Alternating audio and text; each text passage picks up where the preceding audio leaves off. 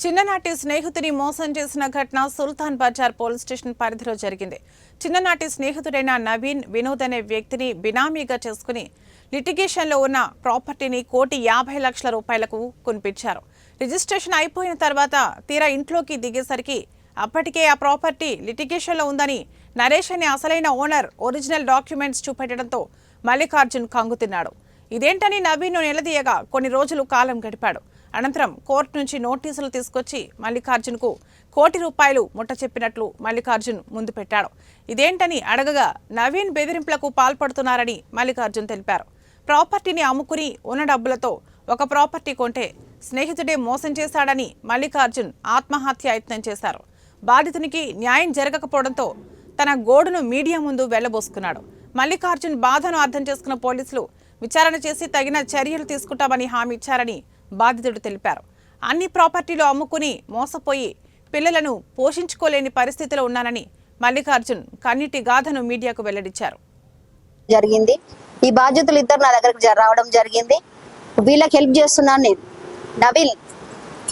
నవీల్ అనేటోడు మరి వీళ్ళకు ₹1,00,00,000 ఇచ్చేసిన నేను మీతో ఏ సంబంధం లేదు, ఇక ఇల్లుకు నాకేం సంబంధం లేదు, నువ్వే నాకు ₹1,00,00,000 ఇవ్వాలి అని చెప్పి అనవసరంగా ఇప్పుడు 5 సంవత్సరాల నుంచా 6 సంవత్సరాల నుంచి తిరగని చోటు లేదు, పోవని మనిషి లేడు, పోవని పొలిటీషియన్ లేడు. అందరి దగ్గరికి తిరిగి నా దగ్గరకు వచ్చారు. నేను వీళ్ళకి హెల్ప్ చేస్తున్నాను. నేను ఖచ్చితంగా ఇవన్నీ ఫాలోఅప్ చేశాను. నేను ఫాలోఅప్ చేసి మొత్తం అర్థమైపోయింది నాకు ఇదంతా ఫ్రాడ్ చేశారని నాకు. నబీల్ అనే ఆ పేపర్స్ ఇక్కడ ఇవ్వండి. నబీల్ అనే వీడు నవీన్ గౌడ్, ఈయన నవీన్ కుమార్ గాని వీళ్ళిద్దరు బ్రదర్స్. ఇప్పుడు వీళ్ళిద్దరు వచ్చారు పిఎస్ కి. ఈయన రాలేదు,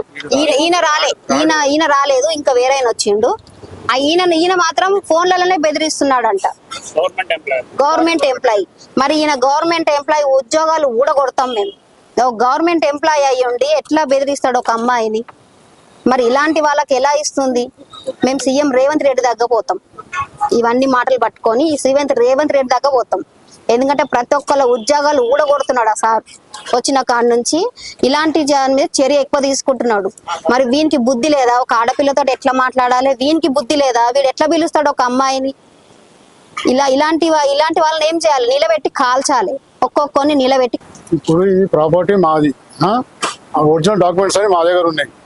ఈ నవీన్ అంటాడు ఏం చేసిందంటే, ఇప్పుడు నిమ్మ మల్లికార్జున్ రొడ్డ వినోద్ కుమార్ వీళ్ళను లోపల రిజిస్ట్రేషన్ చేయించారు. అయితే కోర్టులో కేసు నడుస్తుండే, 26 కోట్ల కేసు నడుస్తుంటే కోర్టు ఏమి ఇచ్చింది, పైసలు డబ్బులు వాపసు తీసుకోమని ఇచ్చింది. వాపసు వాడేం చేసిన తప్పు విధంగా ఈ నవీన్ పోయేది మన పోయినము 1 year కూడా ఉన్నాం ప్రాపర్టీలో. కానీ లిటిగేషన్ ప్రాపర్టీగా ఇప్పించింది అతన్ని.